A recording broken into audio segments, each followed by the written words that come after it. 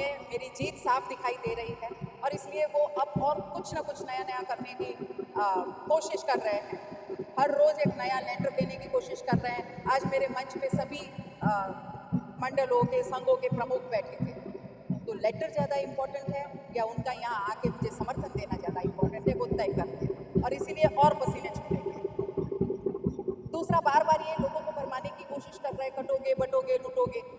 अरे बाबा, आप अगर कट गए बट गए, मैं तो हमेशा से आह्वान करती हूँ कि 2019 में जितने भी लोगों ने ये गलती की थी, 65,000 लोगों ने अपनी छोटी सी एक मिसअंडरस्टैंडिंग उनको हो गई थी, भ्रम हो गया था और उन्होंने पार्टी के प्रेम में, उनको नहीं मिला था, वो पार्टी के प्रेम में दिए गए वोट जो उनको मिले थे, मैंने उनसे अपील की कि अब की बार वो गलती ना करें।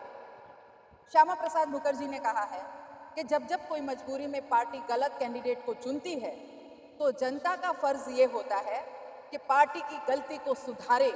और वही अपील मैं आज आप सबसे करना चाहती हूँ कि भले ही पार्टी ने गलत कैंडिडेट को चुन लिया हो, आप असली भाजपाई को जरूर चुनें।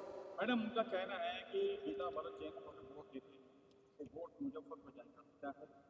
2019 में तो नहीं गए, ये भ्रम है। मैंने कहा ना, वो डर गए हैं, तो किसी न किसी तरह वो चाहते हैं कि लोगों को भ्रमित करें और हमारी भोली जनता भ्रमित हो जाती है कभी कभी। लेकिन आज मैंने उनको समझा दिया है कि ऐसा कुछ नहीं होने वाला।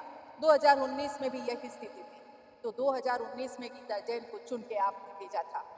2024 में कुछ और नहीं होने वाला। 2024 में भी जिस व्यक्ति को 2019 में लोगों ने नकारा था, लोगों ने दोनों को नकारा था, और वही स्थिति आज भी बनी हुई है। लोगों ने दोनों को नकारा है और मैं बहुत बड़े हिंदू सेना अपने आप को कहती है ना, जंगल में जाना चाहिए, क्या जवाब देंगे आप? जब भेड़िए शहर में आ जाते हैं तो शेरनी का काम होता है कि उन भेड़ियों को खत्म करने के लिए वो भी शहर में आए, और इसीलिए मैं आई। को नया नगर में ले जा रहे हैं, जय श्री राम बोल रहे हैं, और उन्हें की मंशा है कि हिंदू परिवार में क्यों नहीं पैदा हुए? देखिए, कैसा है कि ऐसा उन्हें सिर्फ और सिर्फ 4.5 साल बाद लगता है, जब जब उन्हें हिंदू के वोटों की जरूरत होती है। वो भ्रमित करते हैं लोगों को कि आइए, मैं भी तो हिंदू ही हूँ, मैं भी हिंदुत्व को मानता हूँ। तो मानता हूँ तो मैं पूछना चाहती हूँ कि क्यों नहीं उस समय उतरे हमारे ध्वज की रक्षा करने के लिए। आज जिस ध्वज को वो फहरा रहे हैं गर्व के साथ, 22 तारीख को उसका अपमान किया जा रहा था, हमारे बहनों का अपमान किया जा रहा था, हमारे धर्म का अपमान किया जा रहा था, तब वो कहाँ छुपे हुए थे? मैं दोनों को पूछती। दूसरे भी थोड़े दिन बाद बाहर आए, बिल से बाहर आए, थोड़ा सा डर कम हुआ कि शेरनी ने काफी कुछ कंट्रोल में कर लिया है, तब ये गीदड़ वापस बाहर आके कहते हैं कि हम अमन शांति यात्रा करेंगे। तो मैं पूछना चाहती हूँ कि भाई, जब जरूरत शहर को पड़ती है तब यही गीता जैन सड़कों पे उतरती है, चाहे वो कोविड का समय हो, चाहे हमारे सनातन धर्म की रक्षा का बात हो, काम तो गीता जैन ही करती है। और उत्तन के दरगाह के बारे में क्या प्रकाश डालें? देखिए, उत्तन के दरगाह में आपको पता है कि वहाँ बार बार पकड़ा गया है, वहाँ सुरक्षा के लिए हमारे खतरा है। वहाँ हमारे NIA की रिपोर्ट है कि ये दरगाह बहुत खतरे से खाली नहीं है और वो इलीगल है। मुझे किसी धार्मिक स्थलों से कोई दुश्मनी नहीं है, मुझे वहाँ होने वाले गलत कामों से परहेज है, विरोध है।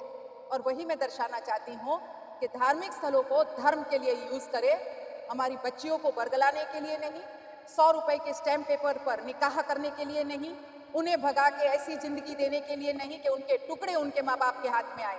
और इसीलिए उनकी रक्षा करने के लिए आज मैंने 500 रुपए के स्टैम्प पेपर पर यह वचन दिया है सकल हिंदू समाज को कि मैं ये कायदा महाराष्ट्र में भी जरूर लाऊंगी। जरूर पड़ी, मैं योगी जी के पास बार बार जाऊंगी कि हमें प्रेरणा करे कि आपने जो ये कायदा, लव जिहाद का कायदा वहाँ यूपी में लाया है, हमारे महाराष्ट्र में इसकी बहुत जरूरत है।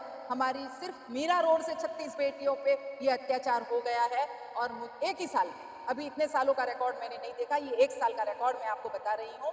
तो प्लीज मुझे भी मदद कीजिए हमारी बेटियों को बचाने के लिए। और इसीलिए आज मैंने स्टैम्प पेपर पर लिख के दिया है कि बेटियों की रक्षा के लिए, उनको ये लव जिहाद से बचाने के लिए मैं कटिबद्ध हूँ। उत्तराखंड के मुख्यमंत्री आते हैं, राजस्थान के मुख्यमंत्री आते हैं, उनका कहना है कि भारी बहुमतों से कमल पे बटन दबाइए, लेकिन आपको यहाँ के कुछ नेता कहते हैं कि आप भाजपा ही नहीं हो, डुप्लीकेट भाजपा ही हो, आपको भाजपा का सहारा लेना पड़ता है जीतने के लिए। देखिए, भाजपा ने मेरा सहारा 5 साल लिया है, समर्थन 24 घंटों में, वापस सरकार बनाने के लिए गुवाहाटी भेज के, जब जब जरूरत पड़ी परिषद राज्यसभा तब तब उन्होंने मेरी मदद ली है। तो असली भाजपाई जो बिना शर्त हर बार अपनी पार्टी के पास खड़ी है, कंधे से कंधा मिला के हर जरूरत पर मैं अवेलेबल रही हूँ, तो असली भाजपाई मैं हूँ। या लोकसभा में जो इस्तीफे का नाटक देके पार्टी पे दबाव ला रहे थे, मोदी जी के दिए हुए कैंडिडेट को अस्वीकार कर रहे थे, वो असली भाजपाई है या हर हमेशा पार्टी के लिए खड़ी रहने वाली ये गीता जैन असली भाजपाई है? ये मैं पूछना चाहती हूँ लोगों से। इतने मंत्री आ रहे हैं यहाँ पर, बड़े बड़े मंत्री आ रहे हैं, उनको क्या संदेश देंगे? एक व्यक्ति को जिताने आ रहे हैं और आप अकेली यहाँ पे मैदान में डटी हुई। देखिए, उन सभी का आदर है, इस शहर में मैं सभी का आदर करती हूँ, उनका वेलकम करती हूँ, आए बिल्कुल खुशी खुशी आए।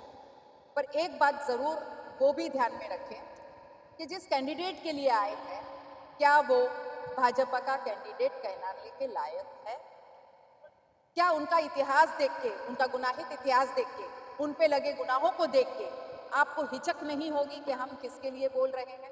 और इसीलिए शायद वो नाम लिए बिना सिर्फ पार्टी का नाम लेते हैं, ताकि स्मृति जी ने तो डायरेक्टली कह दिया कि व्यभिचारी भ्रष्टाचारी को वोट नहीं देना है। तो फिर इनका इशारा क्या था कि ये जो सच्चा भाजपा यहाँ खड़ा है, गीता जैन, उन्हीं को वोट दीजिए।